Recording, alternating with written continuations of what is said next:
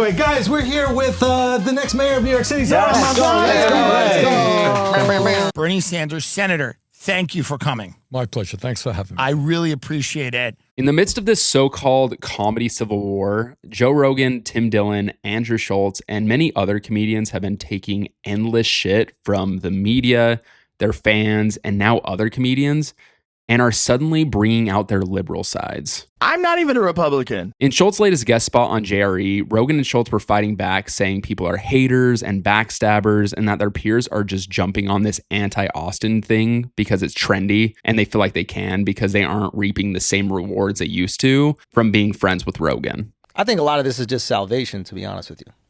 Yeah.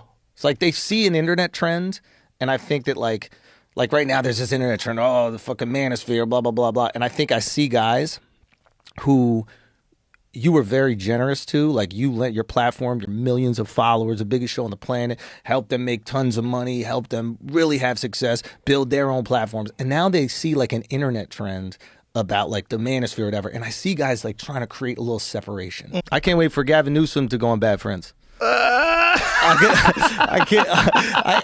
want to see I'm distancing myself from the Rogan Sphere tour. That's First hilarious. stop, Bad Friends. That's hilarious. I thought that was corny. Schulz fired shots at Bobby Lee for Bobby saying that he doesn't like the excessive use of the R word in the Austin comedy scene.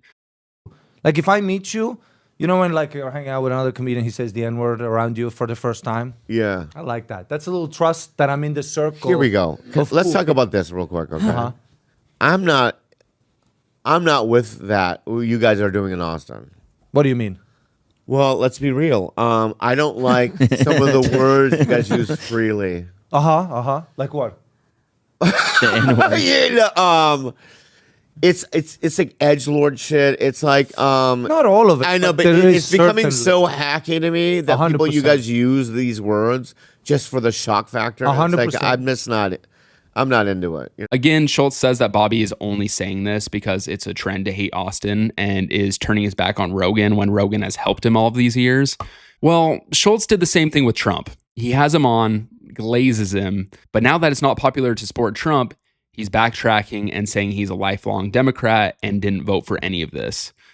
Well, they'll DM me and be like, you see what your boy's doing? You voted for this. I'm like, I voted for none of this. He's doing the exact opposite of everything I voted for. I do understand that Bobby Lee's relationship with Rogan is very different than Schulz with Trump, but isn't it possible to disagree with the actions of people you associate with? Like, you don't have to co-sign someone's actions just because they're your buddy and have helped you. Well, funny enough, Schultz's latest guest is socialist Zoran Mamdani, who Trump has made very clear that he dislikes. So are we standing up for what we believe in? Standing up for our boys?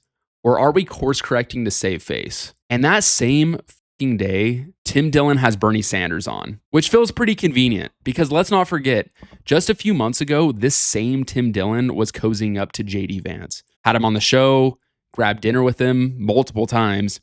And one of those dinners happened right when the Epstein files were blowing up in the news while Trump was pretending like it wasn't a big deal, even though he literally campaigned on releasing the files. Are you still talking about Jeffrey Epstein? This guy's been talked about for years. Then Dillon gets on his podcast and says he had a dinner with a high official in the Trump administration and immediately starts running cover. I'm going to tell you about a dinner I had with a member of the administration. I'm going to tell you everything that I know, and I'm going to say the things that I do not know. You got to release everything you have. That world is shadowy and murky, and I don't know if the information I got was true. What the fuck do I know? I'm sitting there at a dinner. Everyone makes fun of me for going, oh, you said that they would be killed. Genuinely, at the dinner it came up. No one believes the Crooks thing. No one believes that. No one believes that. That this is just a random kid that had no prior relationship to anybody and he was just able to fly a drone over a rally and climb on a thing. No one believes that. No one believes Epstein. Explain that to people, Donald. Go out and say to them, sometimes you just end up best friends with someone who's trafficking children. Oh, yeah, Tim. Trump is just a hostage of the deep state, and it's totally not because he was boys with Epstein and is 99% for certain on the list. Then came the Riyadh Comedy Festival, a PR event paid for by the Saudi royals. Both Schulz and Dillon took the gig, got slammed for it, and acted like it was just no big deal. Schulz even pretended like his fans didn't care when they clearly did. Now, I will say, that being said, we've received almost no criticism. You know what I mean? Bad Friends is in shambles. That comment section is crazy. You know what I mean? Like, all Bobby did is went there and showed his dick. Yeah. Yeah, showed his dick, and then It's Santino, progressive. he did an accent, and then they came back. It's not that crazy. Yeah, it's Leave progressive. him alone. Show your dick. All this fucking big deal about like, oh, they made you sign a list of things you can't say, and it's just like, do you really think the fucking king cares about the clowns coming to the festival? Like, you think he really gives a fuck about that shit? No. Like, Well, he would care if it was humiliating. it's some middle guy who's like, I don't want to get in trouble, so I'm going to say this. They do that shit anywhere you go. They did that shit when I was in UAE. I didn't fucking look at it. I'll never look at a list once in my life. I'll perform wherever my fans are. I don't give a fuck. Like, that's my take on it. Is like, I'm going to perform wherever my fans are. I don't give a fuck what their governments do. I'm going to perform for my fans. Simple as that. That's what it is. I just happen to have fans over there. There are a lot of guys who like can't perform outside of Brooklyn who are like, I would never go. And it's like, well, no one was asking you.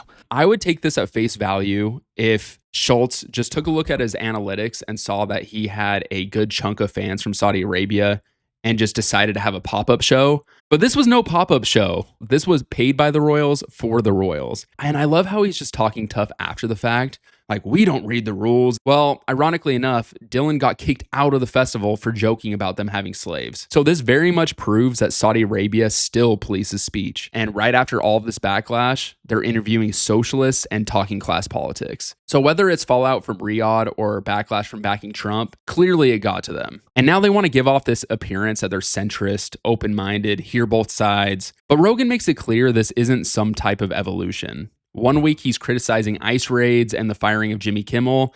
Then the next he's calling protesters mostly losers. The way it looks is horrific. It looks, when you're just arresting people in front of their kids and just normal, regular people that have been here for 20 years, that everybody who has a heart can't get along with that. No. Everybody who has a heart sees that and goes, that can't be right. That can't be right. That can't be the only way to do this. Right. All those people that are protesting on the streets, 99% of them are losers. The other ones work for the Fed. I have a whole joke about that. It's like, you know, if It's I was FBI agents and losers. That's all it is. The whole every protest, Dude. is FBI agents and losers. I talk about And this commenter has it right on the nose. Joe Rogan blows with the wind. He has zero core values, and he never holds a position longer than an episode. And to be fair, I don't think anyone expected things to go this south this fast. So maybe there is some level of guilt, and we can actually see this with Theo Vaughn and his most recent crash out during his Netflix taping. Rogan finally had enough of Mark Maron and had a Mark Maron bash extravaganza and made the claim that Maron was responsible for Theo's crash out because Maron made the joke that Theo would have Hitler on his podcast, which kind of proves my point. Would Theo get this up in arms about it if he didn't see the truth in the joke? Yeah, well, Theo went into a spiral, and that was a big part of him getting attacked was Maron talking about him on a special, saying that he'd have Hitler on his podcast. Well, why is he saying that? Does he think that's true? Does he think that Theo has anybody on his fucking show, including Bernie Sanders? he's learning. He wants to learn. He'll talk to people, and he will talk to anybody on his podcast. Rogan tries to defend Theo by saying Theo would have anyone on. How is this a defense? It literally proves Maron's point. I don't understand why all these podcasters think saying we'd have anyone on is a pass. It's the same thing the Nelk Boys said when they were getting heat for having Netanyahu on their podcast. But Benjamin Netanyahu is like unique in the sense that he's also a foreign leader. So I guess the question is like, because he's getting something out of this, right? He's getting something out of this where he gets to, I guess, like try and humanize himself. That's the thing it's on is we'll have anyone on. Like next episode, we're going to have someone on with the complete opposite ideology. Like some people just don't deserve a platform because what they've done is so indefensible. indefensible. It's like having Jesus on one week and the devil on the next so he can give his side. Well, I don't think Rogan, Schulz, or Dillon have had an evolution or change of heart. They just checked which way the wind was blowing. And in this so-called comedy civil war, it's really not about who's right or wrong. It's about who can pivot fast enough to stay likable. Anyway, that's the video. Let me know in the comments what you think.